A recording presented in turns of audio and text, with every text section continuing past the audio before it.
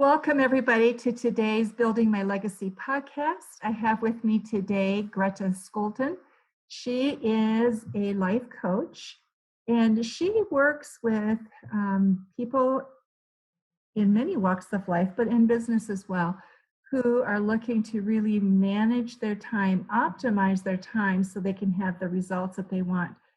And I think, Greta, this becomes such a huge issue for those of us who are looking for those next steps of where we want to go for legacy building, especially because many of us have operated in an organism or organization in which we've got lots of people working with us, and we can pass things off, delegate, right?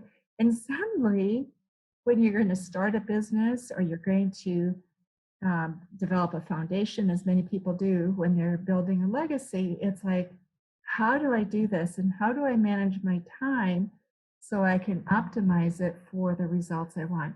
So share with the audience how you got into this, what drew you to time management, and then we'll go from there.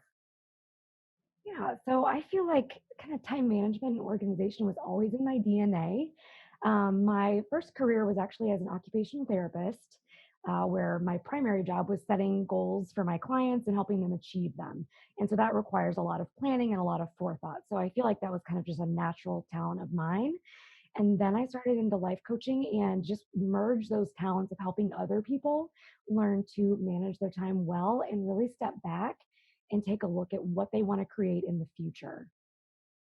What do you see are the biggest challenges people face in time management? I think it's really what most people don't do is plan ahead. They're more Oh, reactive. They put out fires. They're kind of in it. So most people just don't take a step back and look at the big picture and see what they really want to achieve, and then break those steps down. I think we kind of, even if we do take a step back, we tend to then just be overwhelmed at the gap between where we are now and where we want to be.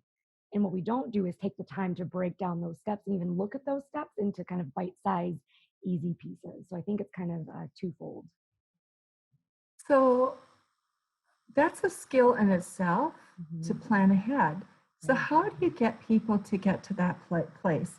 Planning ahead to me implies you have a vision of what that future is going to be. Yeah. So, how do you take people down that journey if they're not used to doing that? Yeah, I do think you bring up a good point in terms of knowing where you want to go. If you don't know where you want to go, this piece is going to be really challenging. And I think if you don't know where you want to go, I think there is a lot of trial and error in that gap to kind of figure that out. But once you know where you want to go, I think it really is asking yourself, what do I need to learn? What do I need to do? What am I believing right now about that end goal, and where am I not in belief that I can achieve that end goal? Those do become the steps in terms of planning ahead. So, is there a process you walk people through to get there? Mhm. Because I'm trying to wrap my hands Yeah. around that. I'm one of those people who loves to plan. So I Yeah. have probably tried everybody's time management system that there is out there, and then in the end develop my own, right? But I Yeah. think there's a process. And so what kind of a process do you walk people through? Yeah, I mean, and I do think there are tactics, but the first process really is writing down that list of everything that you don't know how to do and that you need to figure out. And then that next step really is breaking those things down farther and then putting them into a digital calendar. And I don't recommend to-do lists. I don't recommend having lists scattered everywhere. I don't recommend paper calendars. I really do recommend a digital calendar, and then putting in those steps into your calendar as they are completed. So you would write something like, for a blog post, for example, blog post written into your calendar. It helps our brains really see the vision of it being done. Okay, so part of also what I'm hearing you say Yeah. is when you do that, you are building in a reward process for the brain. So it's Yeah. like, okay, brain, do this work. And then you go, brain, good job. You did it. You can check it off. Yeah. Is that part of the psychology behind what you're doing? Yeah, a little bit. And then it's also just really when you look at your calendar, your brain can visualize a lot easier that task in completion rather than as a process. So it just Got really it. helps you get into action instead of having this vague idea out there. And that's the other step is also why we want to break down those bigger things because if we don't break them down, our brain really indulges in confusion and overwhelm. And that's what really keeps us stuck. And so breaking those tasks down into those bite-sized pieces that are results driven, it really helps us stay in action instead of getting stuck in confusion. So tell me, how many things can you logically put on your calendar in a day and feel like you could succeed at the end of the day? I think that's very different person to person. I think everybody has a different tolerance for what's too much and what's not enough. I really think that piece is very much trial and error. But what I do recommend is at the end of the week, asking yourself, did I produce the things I wanted to produce this week? I think that's a really important question that most of us don't do is evaluate our weeks and ask ourselves those questions. So do you put that evaluation process right in your calendar as well? Yes, yes, So you take the time to do it. Good for you. yes.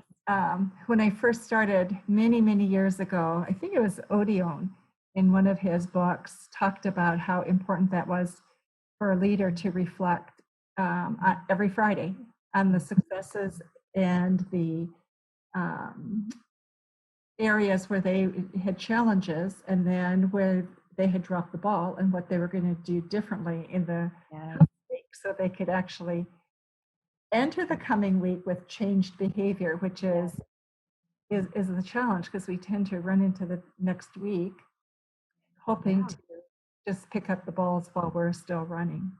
Yeah, and I think that's such an important piece that because if you don't do that, you just keep repeating the same things, and we're not stepping back to evaluate if those things are effective and useful and making us money or whatever that goal is.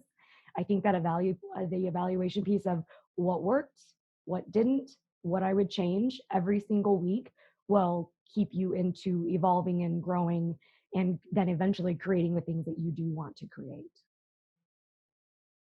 So, Greta, I'm hearing you say that one of the biggest pitfalls is is not taking time. Mhm. And we feel so overwhelmed with time. So talk a little bit about managing time in this digital world. You talk about putting things into your computer or your smartphone so it's immediately available to you. Yeah. What are those? There's other challenges that that brings with it. Yes. If you would talk a little bit about that as well. Yeah, I think most of us feel a little out of control around our phones, or like we can get very sucked into our phones, whether that's news or social media or whatever it is. One thing that I do schedule in my calendar that I think is a game changer is scheduling in times for email, scheduling times for social media, scheduling in times for news, and only checking those things then, no other time. And then also, in hand with that, is turning off all of my notifications except for my calendar notifications. So the only things that ding and pop up is the next thing on my calendar. I think those two things can really help minimize distractions and keep us managing our time well. So one of the challenges I think people in corporate America face right now is um, responsiveness is an expectation to being very responsive to emails, right? Mhm. And so and the logic behind that is that if you delay in responding to someone's question, that may be X amount of productivity dollars lost, and it can be very costly if it's multiplied over a number of people. But if you're constantly responding, you're also losing focus on what it is that you're doing. So, how do you, these are balls we're having in the air all the time. What do you suggest that people do to be able to be in control of that? Yeah, I think even if you are someone that feels like you do need to check your email more frequently, I would even just schedule that in more frequently, even if it's every half hour, every hour, whatever you determine that time frame to be. That's what I would recommend. That way you're not at the effect of your email. You don't feel like you're sucked in and you're constantly chasing, it's very structured time, even if it is very frequently structured time. So for you, tell us some of the biggest successes you've had with time managing. Why does it really, really make a difference? There are people who fly by the seat of the pants and they seem successful, right? Yeah. You wonder how they do it, but they do. And so tell us about your successes and how you have really worked with people to give them that sense of confidence that time management brings. Yeah, I think the biggest thing is you learn that you can do so much more in so much less time. You realize how much time we actually have and how much we can get done. And I think for the vast majority of us, we have no idea how much we can actually produce when we are focused, we have a good plan, and we follow through with that plan. And we're honest with ourselves that when we're working on something, we're not also checking email or also pulling ourselves away. We can do so much more. And I feel like that's been my biggest takeaway is I've gotten 4 times as much done in the same amount of time than I It's ever thought amazing. possible. It is Yeah, and same with amazing. my clients too. It blows their minds when they realize how most people don't even realize how unfocused we are when we're working. We think we're working and focused, but when we really, really do it this way and schedule in time, it's just one of those things that we don't even realize how distracted we are until we truly take away those distractions and be honest with ourselves about how much we were distracted before. So part of time management to me also implies um, there's a discipline that you bring that you're willing to bring, Yes, right? yes. And so there's a mindset component to this. I would argue that it's a 100% mindset thing. Not even a component. I think time management is mind management.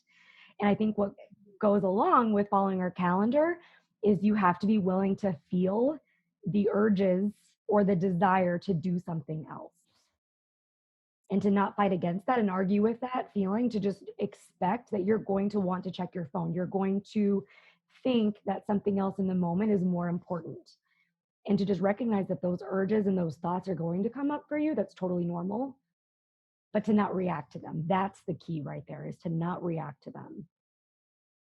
Here are a couple challenges that I've experienced. And one is there are projects I look at and I go, oh, okay, I'll push that to the bottom, right? Mm-hmm. And I've learned that doesn't work so well. It keeps getting pushed to the bottom and then the next day. So I have to do a different strategy. So you want to speak to that? Yes. So that's totally normal to have that desire. I would say it's a couple of things probably is breaking up that project or whatever that is, breaking that up into those small little bite-sized pieces. What's the next step you need to take on that project? Write that in your schedule as a separate piece and do that with every single piece. That helps a lot. And then to also just expect, even when they are broken up, if it's something new, our brains don't like to do anything new because we think it's dangerous, because our brains want to keep us safe and comfortable and exerting as little energy as possible. So doing new things is the opposite of safety and comfort and familiar. And so I think just knowing that and expecting it to be that way, and that doesn't mean you shouldn't do it. It just means you are growing. That is your growth right there. And that's why it feels that way. I think those two pieces of knowledge are really helpful when entering a new project, and that feeling, that desire to push it away. You know, it's fascinating you say that because so when you don't want to do it, perhaps the question you have to ask yourself is, have I broken it down into enough steps that I can Yes. actually do it? Yes. That's a great tip, I think, for people, right? Yeah. And like, if you're worried it's not broken down enough, or another sign to me is if you're feeling resistance to something on your calendar, that can be a sign to kind of ask yourself, okay, how could I break this down even further? Sometimes it just seems silly. Like, it should seem so basic and simple for giant tasks for me, or what I perceive as a giant task. Sometimes I'll even write it as simply as like, sit down at the computer, open up X program, whatever it is. I mean, it should seem almost silly. If you're having a lot of resistance, I would break it down to the point of where it seems almost childish. And not in like a way that you're speaking down to yourself, but you just want to make it as simple for your brain as possible to take that next step. Here's the other thing I have found is I tend to be fairly driven. So stopping is a hard thing. And the problem that COVID and all of this has presented is I can start at 4 in the morning and keep going until 10 o'clock at night. Mm-hmm. Nothing that says, okay, I've got to now pack up and go home. You're operating out of your home environment. So there's not that natural start and stop break that we have. But as I was thinking about that, part of also what it does is the list grows so I can get more done. But what I have had to learn to do is to build in breaks. Mm-hmm. And to give yourself permission to have breaks, because otherwise the list becomes oppressive. Yeah. I think one of the first questions I would ask to yourself or to, anybody else doing this work is, why do you not want to stop? Like, usually there's some like fear or something behind that. So that might be, to me, that would be a good place to start, is kind of asking yourself why you don't want to stop. I do think building in natural breaks are a really helpful thing, or setting a stop time for you and whatever, or whoever's doing this, to when you want to be done and what you want to have produced at the end of that time. So it's very clear to your brain what you will have produced at the end of that time, and then to respect the end of that time, whether or not you got that thing done. Those are great tips, and practical, right? I mean, I think our brain likes both simplicity and that practicalness, because if we're going to do this, don't make the process so difficult that I have to really think about process before I can get to doing. And I think sometimes people's solutions are more complex than. Oh, absolutely. Right? Absolutely. So, Greta, tell me something else. Do you have a course that you take people through, or how do you work with people in terms of time management? Yeah, I don't have a course. I do work with women one-to-one. And it's really beautiful in that it's really tailored to each client specifically. There are what I would call the foundational 4 that I take all of my clients through. It's just the work that all of my clients need that I think everybody could benefit from. And that first piece is planning 24 hours in advance. So you have a time frame on when you plan. Okay, great. Yes, yep. Plan 24 hours in advance into a digital calendar. And as we talked about, you want to plan for those results, or the way I like to ask myself is, if I had someone else checking my work, how would they know I was done with that task? What am I going to have to show at the end of that time block? And then the second one is to schedule social media, email, and Slack, if that's a program that you use. The next one is to feel their feelings. So to feel when you're feeling uncomfortable. Most of us try to busy ourselves away when we're feeling uncomfortable, or we have certain emotions that we don't want to feel. That's such a huge component to following through with your plan, is really being willing to feel all of your emotions. I think that's sometimes labeled as like this very soft skill, but really why we do anything is because of how we feel or how we think we're going to feel. So really being willing to feel uncomfortable. And then that last step is kind of allowing those urges or those desires to do something that's off of our schedule, and to notice those desires, that and to expect them too, and not to think that they're not going to come up, because they will. So those are really the 4 skills that I take all of my clients through. And then everything else is very much customized to each client depending on what they'd like to work on. So, Greta, you work largely with women. Correct. And what are there challenges for time management that are unique to women and their lives? Yeah. I think there are a lot of challenges that are unique, especially during these times, especially women who have children that may have been working outside of the house and now that are working at home. And if they've got kids that are also, working or taking school remotely, having to balance both of those things. I think that's probably one of the biggest challenges right now that women seem to be facing, maybe more than men, perhaps. Not all the time. That's not a blanket rule, but that does seem to be the most prevalent right now. And to me, that really brings up a need to be planning in reality. And so you might want to get a lot more done, but just being very realistic and very gentle and kind with yourself about what's going on right now and what the realities of your day are. And not to say you can't get things done, but to also be honest with yourself about what else is happening in your day-to-day life. You know, Greta, I think that's one of the things that's so difficult because, in a sense, we've lost our ability to be honest. You know, like, for example, if I say to somebody, "How are you?" Fine, great. Yeah. Right. And I know what the person is going through, and I know it's not great and it's not fine. Mhm. And so there's an honesty you have to bring to it if you're going to be effective in planning, Yes. right? You've got to be honest about feelings. You got to be honest about, did I break things down? Yes. Yes. Yeah, I totally agree. And I think we're afraid to admit things to ourselves because if we admit what we're kind of thinking in the dark corners of our minds, we think that's going to bring that into reality, which really the opposite is true. We're always reacting from those things we don't want to look at. But actually, when we look at them and we shine a light on them, then we can see them for what they are. And it's just these optional beliefs that aren't serving us.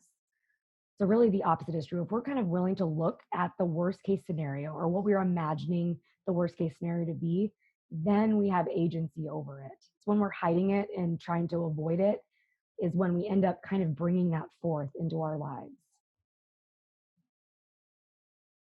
So, Greta, as you look at women, people in business, people who are wanting to build a legacy, wanting to start a new business, whatever it is, Yeah.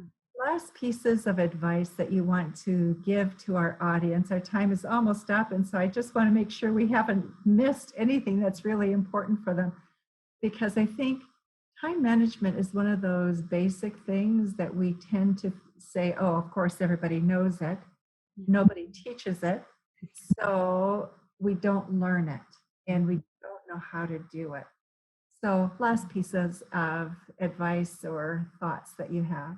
Yeah. And I think it kind of goes back to that honesty piece. Like, I think being really honest, like, am I happy with where I'm at right now? Really, like, really, am I okay with this? I think a lot of us keep repeating the same lives over and over because we've invested so much time or money in one path. But I think first of all, being really honest about, am I happy with where I am right now? Am I going to be happy 20 years from now looking back? What will I wish I would have done in this moment right now?